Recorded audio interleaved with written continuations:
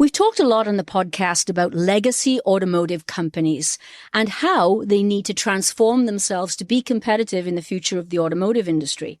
And some of the companies in the automotive industry are very old indeed. Webasto started life in 1901. It's been around for a very long time. It is a German company. I couldn't think of a better example of a legacy company than Webasto. And how on earth do you transform a legacy company to be competitive in today's marketplace? So in order to answer that question, we're going to go straight to the top leadership in the Americas. And joining me at the mic today is Brad Ring, President and CEO of Webasto the Americas. Brad, welcome to the mic. Yeah, thank you so much for having me. Yeah, it's really an honor to be part of your podcast. I've been listening for a long time and really respect the people you've had on your podcast. So to be here myself, it's great. Really, thank you. Thank you. And thank you. You were at my book launch for Autoculture 2.0. Yes, I was. Yes. And I've read the book and it's great. It's really insightful. Thank you. Thank you. Brad, my number one question every time. Who are you as a leader? It's a great question. To be honest, I don't think about that very often because the way that leadership comes for me is just trying to be myself, just trying to be present, comfortable in my own skin, approaching the people in an authentic way. For me, that manifests itself as someone who drives for results really in a meaningful way, but in an balanced share, caring about people and caring about their lives and how they interact. And I think sometimes this can be perceived as weak to be caring in some companies. So I want to also enforce that there's not weakness. We still demand good results. We're still critical of our performance. We still have high standards. However, we do that, and I do that by also being, I would say, humble, by introducing a personal vulnerability. My team hears a lot from me that I'm human, that I also make mistakes and am transparent about that. I give space to people to express their views and what they want and what they think, but I don't weaken my views for that. I still also have strong opinions. And so it introduces a dynamic, and my leadership is designed this way, I would say, to be a little bit messy. Right. I think the old command and control methodology is very clean. It's very organized. It's very structured. And the fallacy of it is that you don't really have control when you're in command and control. An organization the size of Webasto Americas, where we're 4,000 people, to imagine you can have real control over 4,000 people, it's a fallacy. And I get better results by letting it be messy, building the space for that. Go fast. Speed is a big priority because when things are messy, you're going to make mistakes and you have to correct those quickly, but you also have to make decisions quickly. And this works for me. So I think this brings a value to the team. I think the team develops and gets better through that leadership. And it's really, I would say, my style. And underpinning all of that, just to get to the core nature of it, is I really believe that if you care about people, they'll care about you. And putting that at the underpinning, it gives a lot of room for experiment and for testing different style. Have you always been that way, or is this a leadership style that's evolved over time? For sure, it's a leadership style that's evolved over time. I didn't really come in with a lot of coaching and guidance and mentors. My life didn't start that way, so I had to kind of develop that over time.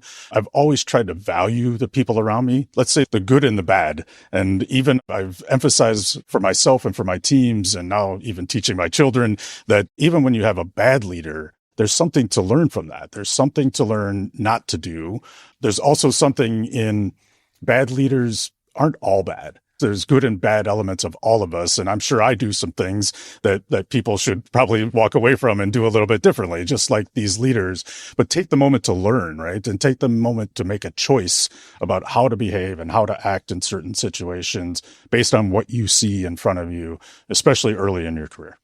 Brad, as you look back on your leadership journey, when I ask people this question, there's always at least one person that stands out in their leadership journey that they say, you know what, this person, I really like this person as a leader because. Do you have that person? Actually, there is one person that goes all the way back to the beginning of my career. Really? His name is Jim Hall. He was the leader of the company when I started as a co-op, so really straight out of high school. He had attended the same university. We're both Kettering or GMI at the time alumni. And he made a particular point as a president to come down and shake my hand and introduce himself. And he was this presence, right? It's the only way I can really describe him. He was the type of person that when he shook your hand for the first time, you felt like you had a lifelong friend. And I can never replicate that. I don't have that. It's not in my personality, but it gave me this basis to think about how to interact with people and how to care about people. He's been on my mind a lot lately. He passed away just like 1 month ago. Oh. We stayed friends though through this whole time. So I'm part of that process too, because he built that sort of relationship that me as an 18-year-old with long hair coming straight out of, nobody knew that. Sorry. Yeah. That's a little secret that just got out. The internet searches are going crazy now. But so really, I had long hair coming out of high school. I just wanted to work on cars and this was my passion. And he kind of brought that first image for me of what a leader should be in terms of interacting with people, in terms of like breaking hierarchy and just going to make a connection. And that was powerful for me, still powerful. Up until this year, I've spent a couple times a year going to see him and talk to him and share.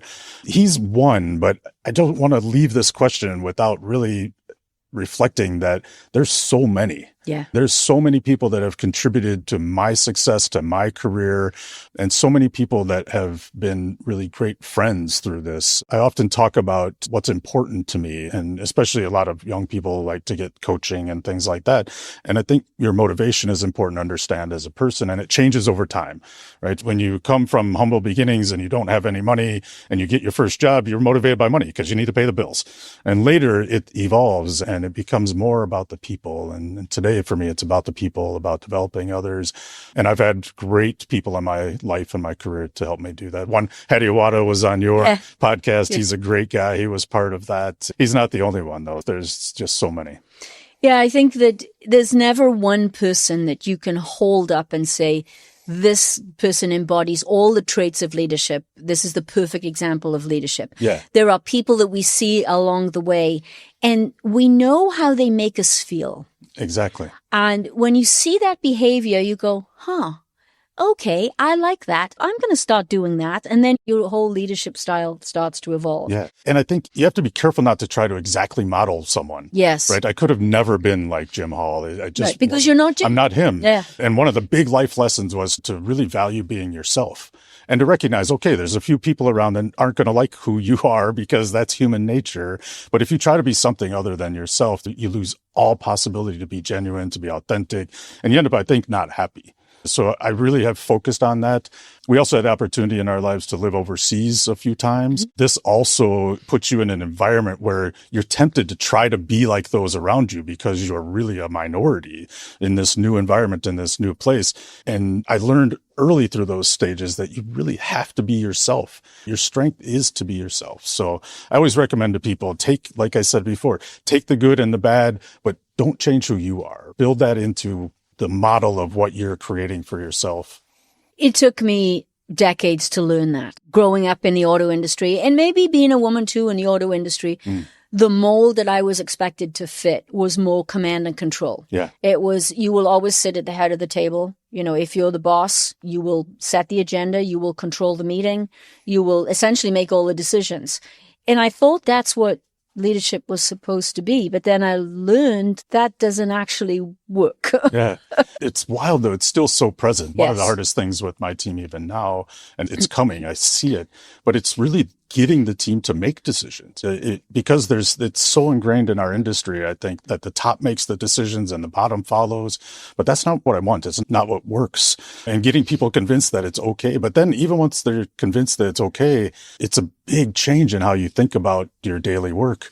So it's a journey, I would say. Even after a couple of years at Webasto, we're still every day working on the journey. Well, I knew Webasto many, many years ago. I worked in the sunroof business over 10 years ago. And I always thought of Webasto as a very tough, aggressive, male-dominated German company. I'm hearing somebody laughing in the audience already. That's that's the culture that, whether it was right or wrong, I never worked here, so I couldn't tell you, but that's certainly the culture. And that is the culture that exists in a lot of German tier one automotive companies. Yeah. So to break that, to keep what's good about it, because it's not all bad. Yeah. There's good parts about the DNA of this company. To keep the good parts, but yet transform the company for the future, that is an enormous challenge. How, Brad, have you been doing that? You hit it in what you just said. I think one of the keys was to celebrate what was great.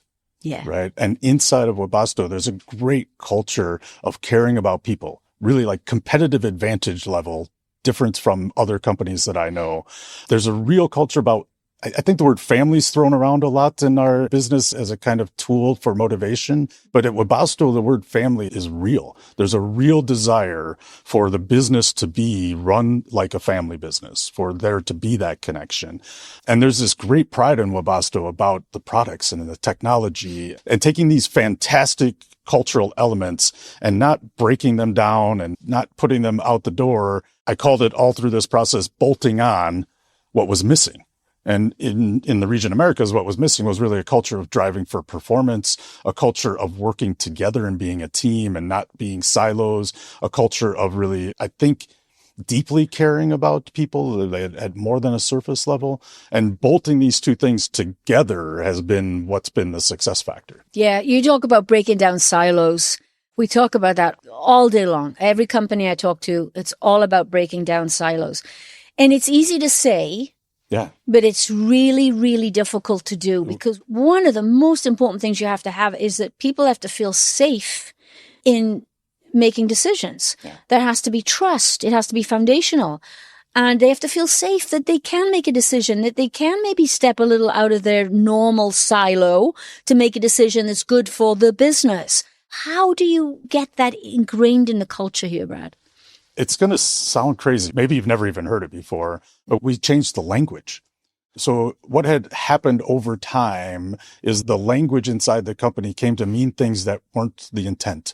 So words like accountable, words like responsible, these had morphed into words that meant it's not me, or there's no decision who's going to take charge. And we had to introduce words like promise, where we make a promise to each other. And that promise is, it sounds basic, but it's a what's going to be done and when is it going to be done. And we introduced words like breakdown instead of, so we had a famous phrase called put the fish on the table. We don't use put the fish on the table in the region anymore because nobody really understood what it meant. It was kind of euphemisms. So now we have breakdowns because we live in a complicated world with complicated business. We can make promises. There's a good chance we might not be able to keep that promise for good reasons. So now we declare that as a breakdown and we work through that together. And changing the language completely changed this vulnerability that was associated with the old words that meant I was getting out of something or that I didn't want to take responsibility or so on. The key factor in this word promise, though, is it's only meaningful if you give the other person the ability to not promise. If you open that door and say, I'm asking you to promise this to me, but it's okay if you say that you won't, or it's okay that you say, yes, but I need this to get it done, or I can't make that promise, but I can make this other promise. Would that work for you? Because just forcing a promise is command and control again, right? So opening that door to say it's okay to push back and to say something not in line with the exact promise, this was what unlocked it. And promise is personal. It's much more personal. And it's emotional. Yes, yes. It goes right to the heart of commitment. It does. Yeah, I like that. Lots of changes, Brad, at Webasto. I see you got a new CEO in Germany this year and a lot of buzz, believe it or not, because it's coming out as a positive, around restructuring. What's going on there? I mentioned before that Webasto was quite proud of innovation and technology and growing as a family business. Webasto made some big bets. So there were big bets in battery business. Many people don't realize they think of us as a roof company, but we have a big battery business. We were in the charging business. We vertically integrated into the glass business. Even the Bronco hardtop roof that's quite famous for Webasto in the market. This was a big bet on technology. It had never been used for external surfaces before.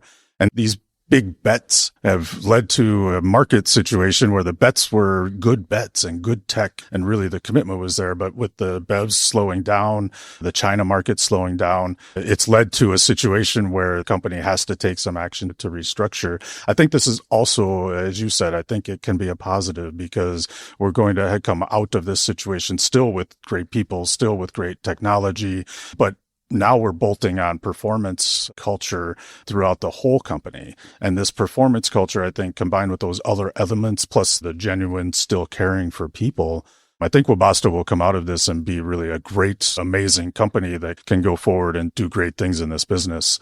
And as you said, there's a new CEO involved as well. And he's proving to be really caring about the culture and caring about bolting on this performance management in parallel. So I think this was also a great decision. A German CEO that cares about people. Yes. Okay, maybe I shouldn't say that. Maybe it's my personal bias, but I've had a lot of experience working with Volkswagen as a customer. Yeah. And again, very aggressive culture. But I did find one leader in Volkswagen who was truly an authentic leader. He just left the company, actually, but he was VP of sales for the US. His name is Andrew Savas, great leader in VW. So what I'm hearing you say is that a German-owned company is getting it, is understanding the need for restructuring. And I agree with you. Restructuring is not a bad thing. It's a milestone. It's almost like the company is saying, okay, hey, wait a minute. We know we got to do something different. Let's put a line in the sand, boom, and let's do it. Yep. And there's a CEO in place that gets the need for performance, but also the culture piece of it. Did I get that right? You got that right. Okay. And I think it's too generalized to say a German culture that isn't caring. I also worked with some customers that didn't demonstrate outwardly that they're caring for people. Yeah. But I think, first of all, I would say as you get to know people, it's also, there's a surface there and then there's what's underneath the surface. And underneath the surface is a lot more warm. And I think that is true really throughout our company, at least. Also with customers, I have experience with the German customers in the past. And when you put the time in and you get to know the person, people are people and there is warmth underneath. But I think there are some companies that need to adapt and move from command and control more into caring about people. And we're not unlocking the talent, or we're not unlocking the desire of the people to perform and come to work every day and do the best that they can and bring the new ideas. And I think this style has to change. Yes. But in Webasto, actually what I would say is it wasn't for me necessarily a recognition of that, except for the deep caring about people from the family environment. It was more the structure. Webasto is shockingly, for a German company, decentralized. And so there's a very strong message that the regions are responsible for the regions, and the central team is not there to intervene. The central team is there to support. And of course, like normal, they ask for a lot of reports and they ask for a lot of understanding. But as long as you're delivering the results and performing and communicating transparently, there's a lot of autonomy to really run a region, my region, China, and so forth, the way that the region sees fit. And this was a nice surprise for me coming in. And it was another reason we could unlock this big change. Yeah, that's great to hear, because often you hear when a company, not just German, I won't pick on German companies, but companies that are headquartered in another country, often the mothership has tentacles. I have other examples of that in my past, so I can relate. Those tentacles can be at times strangling. They'll strangle you, and you're not allowed to make decisions, and it gets frustrating, and then people leave. Leadership leaves, and then it impacts the culture, and it's a mess. Yeah. So it's great to hear that you have the autonomy to lead and run the region the way that you think fit, obviously in line with what they want in Germany, but you have the autonomy to do that. Yeah. It's real, and I appreciate that from the leadership. Yeah, that's great. Brad, you've looked at the 21 traits of authentic leadership. I know there's a lot in there. It's 21, and they're based on my experience and things that I've learned by interviewing people like yourself along the way. But if you were to pick 2 or 3 of those 21 traits that are the most meaningful to you, what would you pick and why? The one for me that really stands out is trust. Trust for me is at the core of how I've built relationships. It's at the core of how I do the business. I think trust actually encapsulates several of the other traits that are there. That you have to have transparency. You have to respect people. You have to care. You have to be on top of that, you also have to be competent, right? And you also have to deliver your promises. And I think that these elements of trust are somehow built into your other elements and traits that are discussed. And for me, trust has been at the core. We have a great example in the turnaround of Webasto in the region. The example I'd like to use is really the first budget commitment that we had to make as a leadership team. And to give you some context, Webasto Region Americas wasn't very good at keeping promises around budgets and wasn't very good at being profitable. Even when we started the discussion about making that commitment or that promise to the budget of the first year, there was a prevailing thought that it was impossible, a prevailing thought that it had never happened before. So how were we going to do it differently? And a prevailing thought that the challenge was far too big, because it was a big challenge that we had. This is where we really worked on trust, right? We really worked on building things from the top to share them with each other, building things from the bottom to make sure we weren't getting too crazy with our commitment, aligning, working with this promise word, going through all the stages of the team building, all about building the trust and the commitment together. I find this in my personal life as well. I rely on trust for my friendships, for my family relationships, and I think that this is the one for me that clearly resonates. Trust is one of those words, you can't define it because it's a feeling. It is. It's a feeling. It's very difficult to define, but you know it when it's there. And Stephen Covey, in his work, The Speed of Trust, he talks about when you have trust, speed goes up and cost goes down. And it is true. When I first heard that, I rolled my eyes because I didn't get it. It took me a minute to get it. But the more I think about it, yes, it is hard to draw a line between trust and the bottom line of the business directly. But it is there. If you don't have trust, if you don't trust your leaders and don't trust your people and you don't empower them, you're not going to get the best out of this wonderful resource, people that we have. And people that really get trust, I think, understand that. Yeah, and it takes a balance though, right? Yes. So trust has to be given and trust has to be earned. And it happens every minute of every day. There's a moment where it can get stronger or weaker.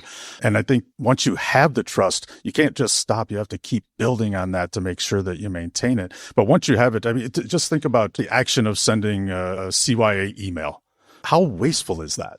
And how much does that contribute to breaking down trust even further? We all do it. We all have to do it because we don't feel trust at times. But when we feel trust, we don't even think about doing things like this, right? When it's real, when you just drive through and you can make, as you said, I think speed is enabled by this. I think cost is reduced by this.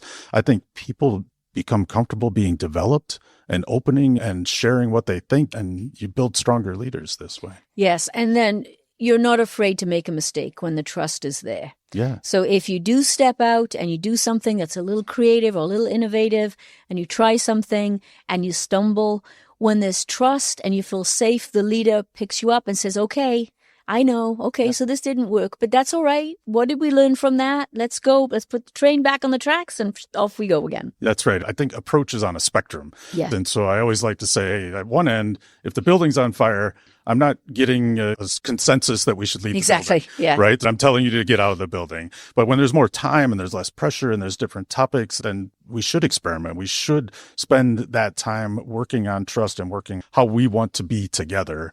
So I value that a lot in my teams. And I think it's exceptionally difficult, though, as you go across the waters, I would say. Yeah. Trust is also so interpersonal that when you're far away, it's why people also know that I like to be in the office. And this is why. This is because it's really hard to build trust when you're not looking someone in the eye like we're looking right now. And I think that element has to be maintained in order to be strong and be fast. And I love what you said about taking risk and making mistakes. It's a virtuous circle. If you have that trust and you can go fast and you can make a mistake, you can, by the way, correct that mistake faster. Yeah. And then it works really in a virtuous circle. Yes. You talk about going faster. Speed is the competitive advantage that we all need to have in this industry. Yeah. Holy cow, in the environment we're in now, the volatility is unbelievable. And if we're slow to react to the volatility, it's going to pass us by. Yes. We cannot operate in silos. We cannot have heavy bureaucracy. We know that the Chinese OEMs are eating our lunch in this industry. Yeah. And okay, so we've got a tariff situation that's going to buy us a little time, but really we're out of time. So changing these legacy auto companies is more important now than ever before. Yeah. I won't even say the word change. I'll say transforming. Yes. Transforming them now is more important than ever. How do you feel about where you're at on that journey and this idea of speed? Because everybody has a different idea of what speed is. Yeah. Where we are on the journey is an interesting question. I think we had to focus first on getting the stabilization that comes with being profitable and being able to rely on the day-to-day. So this was our first focus, and we're there, and we still have continuous improvement and so forth. It is the next frontier for us that we started actually at the beginning of this year to focus more and more on market, more and more on external. I think the legacy automakers plus companies like ours, we have become so comfortable in the market that the focus all became internal. And when the focus becomes internal, that the Chinese that aren't worried about your internal stuff and they're focused on the market. By the way, I lived in China for a couple of years, so I got to be there and see and live China speed, as they call it.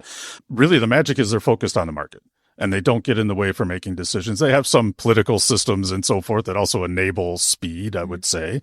For us, we have to focus on the market. We have to get rid of the internal debates and debacles around all of the decision making. Just compete.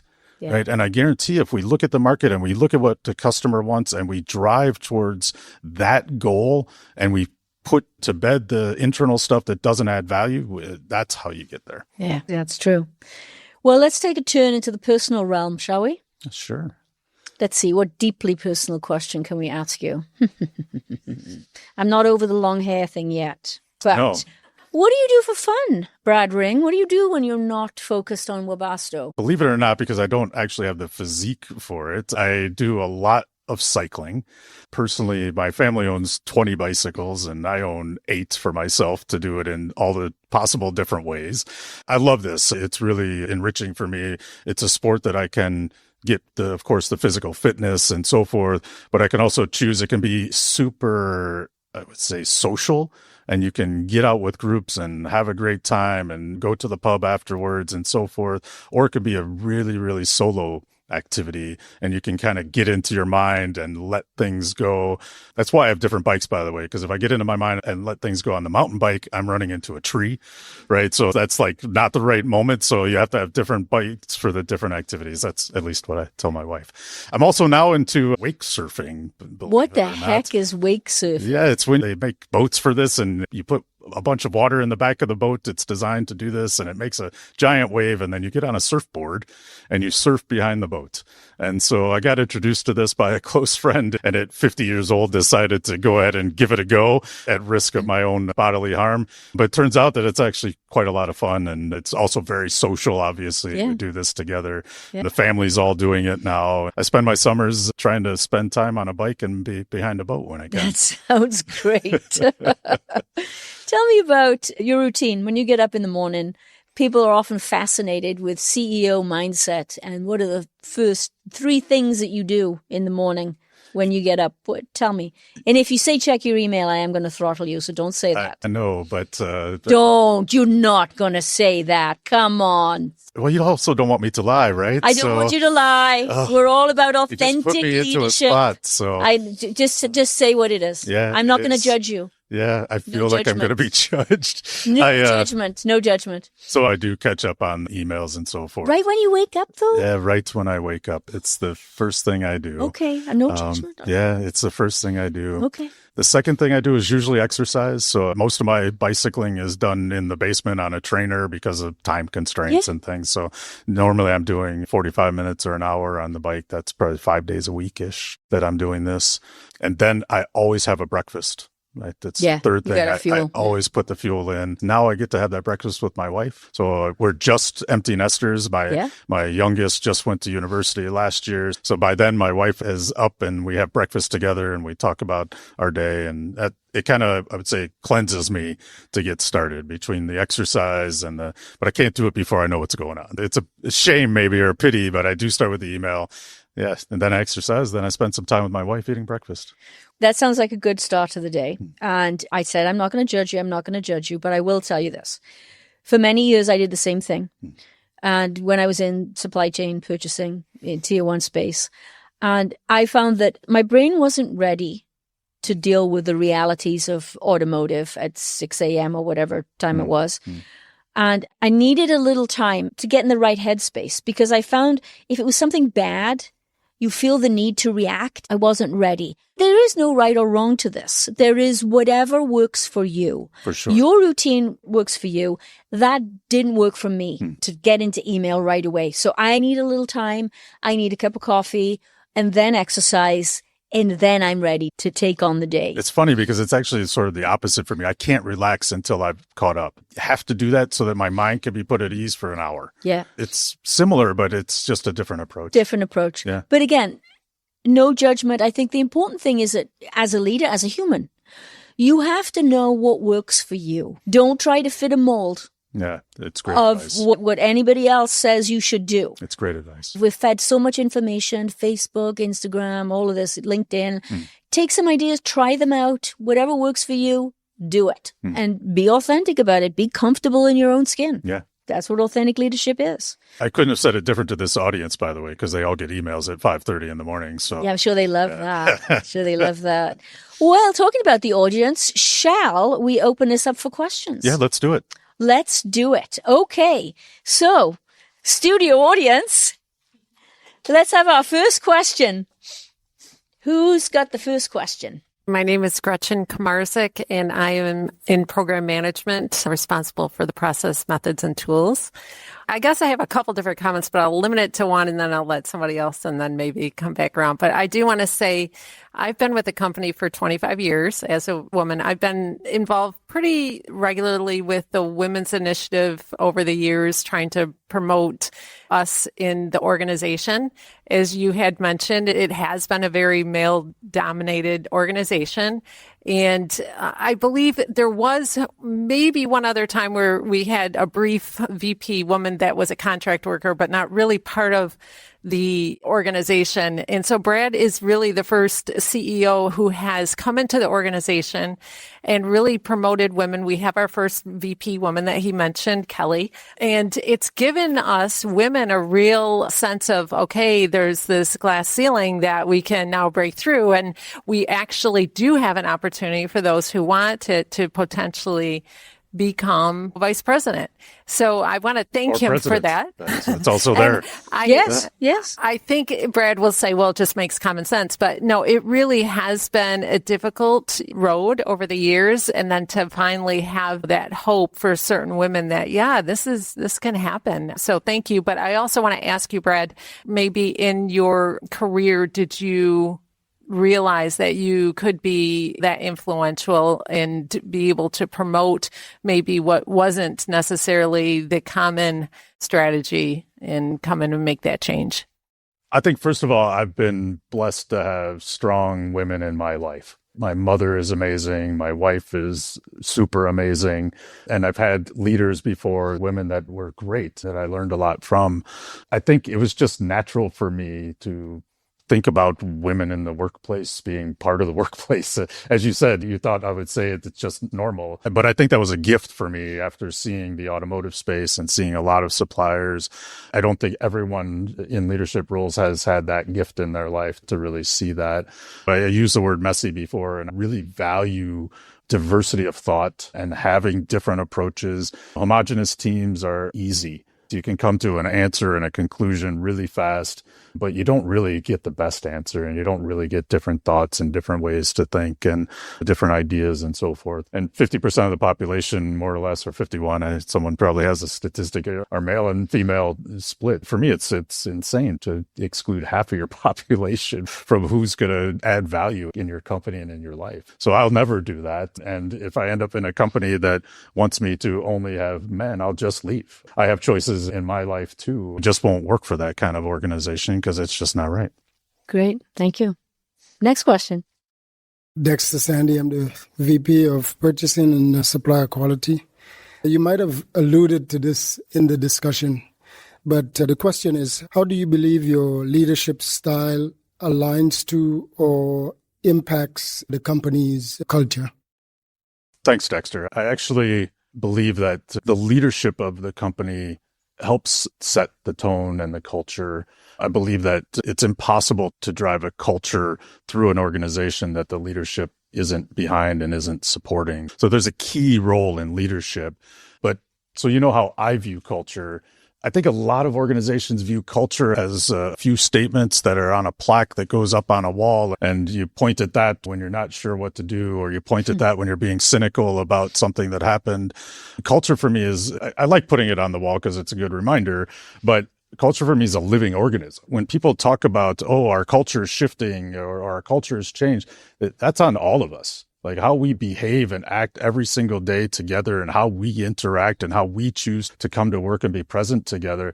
That's what defines the culture, right? And so I hold my team accountable. I myself, my team knows they can tell me if I'm out of bounds, and I appreciate that. I want to know because sometimes at the top it's quite lonely, right? Nobody bothers to even tell you when you're doing something dumb, right? So I like that. And I believe that interaction and that freedom to work together on culture, that's what drives it. So I appreciate that I definitely have a place in that. And I have to say what I would like it to be, and I have to live that. By the way, if everyone else in this room and in the rest of the company doesn't work on that organism every single day, it's going to change, and it's probably going to change to something you don't like, because when you let something so complex and so emotional just evolve on its own, it devolves, it doesn't evolve. And so it's daily work, and we all have a responsibility to make that organism what we want it to be. Yeah, I would agree. I think culture is very intentional. You have to be very intentional about what your culture needs to be in an organization. And I've heard somebody say that it's the glue that holds everything together. And it truly is. It is. Yeah, it is. Good question. Thank you. Next question. He's a Kettering alum, by the way. Oh, really? Yeah. And ironically, I was going to touch on that. You talked about how in your internship, you formed that connection and that mentorship with your CEO at the time. So how do you foster that kind of teaching moment or mentorship within Webasto? And twofold, what advice do you have for those early in their careers? My advice to leaders on this topic is just take a moment. Right? Just go say hi and ask how it's going, and ask what those interns, usually in our case, it was co-ops when I was doing it, but just ask them how their day is. Ask them how they like their work. Ask them what's good. Ask them what's bad. Listen to what has to be said. There's a great life lesson in having children, by the way. If you listen to your children, you learn a lot about yourself, and you learn a lot about what's happening in the world. And it's the same, I think, as you get older and more mature in a company. It's the same with the younger people who are coming in. I think the younger people have a totally different perspective. And I think that if they're willing and open to share, you should listen, and you should take that, try to act on that. For the younger people, I always give the advice to be brave, right? To be brave, like put it out there what you think. I say this to everybody, by the way, be respectful. Right? There's ways to present yourself, and there's ways to say things. You can say really negative things in a respectful way, and it gets received in a particular way. But if you do it in a disrespectful way, you're going to get a different reaction. So I always give advice, not just to young people, because it's all of us that have to be reminded. Do it in a respectful way, but say what you think. Right? So there's several people on my direct team who have heard from me that they don't need to apologize for who they are. I want your whole self. To whoever you are and what that looks like and what that is, that's what I put onto my team. So bring your whole self, tell the whole story. You're going to be disappointed sometimes, I'm sorry to say, because there's priorities and there's a ton of things going on, and maybe what you say will fall on deaf ears, but I guarantee at some point in some topics, it's going to land, or maybe it'll land 2 years from now when the person remembers. And if you don't say it, they don't get a chance. So just be brave and put yourself out there. Share what you think. Good question. It's going to be a similar question, but going back to long hair, Brad, what is a lesson in your time now, either in the industry or personally, that you can give yourself that you had to learn the hard way? Yeah, I wouldn't be so stubborn in the beginning. I was really driven about what was right and what was wrong. And really from my very narrow perspective, which I only discovered was narrow later in life. It's another advantage of leaving your home country, by the way. You get this great opportunity to look back on yourself and back on your culture from a totally different lens with different voices saying, why are you guys like that? And when you're in that and you grow up, and I think it's even a particular case in the US, we really have pride about who we are. I'm not so sure these days it's changing a lot, but when I grew up, it was like the American flag and the bald eagle and we're Americans and we can do anything. And this can drive you to not listen, right? To not catch other people's perspectives, to decide in the first third of what someone's saying to you that they're wrong. And I would give advice to myself to be less stubborn, to be more open, to be listening, to challenge like who I am. This was a breaking moment for me, I would say, in terms of my career and my ability to work with so many different kinds of people. I would have kept the hair longer too, because, I'm bald now. So it's thank God I had it long when I could. Well, but I think that there's a mold. Again, I'll talk about this mold. There's this mold, particularly when we're younger, we think we need to fit, right? And you had an idea in your head. Things need to go this way. Yeah. I need to look this way. I need to act this way. And it took me a long time to realize that it's okay to be me. I have a dragon tattooed on my arm. I can tell you that when I was in the corporate world, I would never have had that done. Because I would be afraid of judgment, that they wouldn't take me seriously as a VP of supply chain anymore because I had a dragon on my arm, which is ridiculous. But that's the story that I told myself. So now I'm very proud of my dragon tattoo. Thank you very much. So the message of that story is get the long hair, get the dragon tattoo, and go for it. That's what I heard. Yeah, that's the message. All right, who's next? So Ana Favila from the legal department. We sit right across each other, Brad. You know me well. So my question is, how do you make sure that those values, the company values and your own values, are reflected in any decision-making and in daily operations? Ooh, that's a good one. Yeah. It's extremely hard to make sure that it's there for every decision. First of all, I don't have control over every decision, and I don't want control over every decision. I used trust earlier in the podcast, and trust is behind how I sleep at night, assuming that everyone is trying to do the right thing. And I think you have to start by believing that people are generally good, that people are generally interested in doing the right thing and interested in being successful. You have to live with this positive attitude, because if you're cynical and the other way around, I don't think you can ever do it. Then I try to hold at least myself and my team and the decisions we do make accountable to these things. And it's still hard. We're in a business right now where we're going through restructuring and we're having to reduce costs. Every day we have to face super difficult decisions, and decisions that could be in contrast of the values and how you place them. And then you have to focus on how you take those decisions and how you execute those decisions and how you face the people in a human way if you're impacting their lives. And you have to take that risk yourself too. Some of the decisions we have to make, they're really hard personally. And when a decision's really hard personally, you have to be brave. And I think being brave is also quite relevant to making sure that we keep our values in every decision we make. And this is, I would say, the answer for the company values. Personal values, I don't have any problem. Personal values is not hard for me, because I know who I am, because I know what matters to me, and because I'm not going to compromise that, even if it means I have to do something different or change my life somehow. Like, values are values, and that's not hard for me. And it was a decision to make it not hard for me. So I think people who struggle with their own personal values in their decision, take some time to work on that, because that's what helps you get through all the hard stuff. And it's what helps you enjoy the good stuff more. And so if you struggle with that, take some time and work on it, because that's what makes life interesting for me. Values, that's a great question. Wonderful answer, and a great way to close us out today. Brad Ring, thank you for joining us at the mic. It has been an absolute pleasure. Yeah, thank you so much. It's really been my honor, my pleasure. It's exciting to be part of this great group of people that you've put together. So thank you.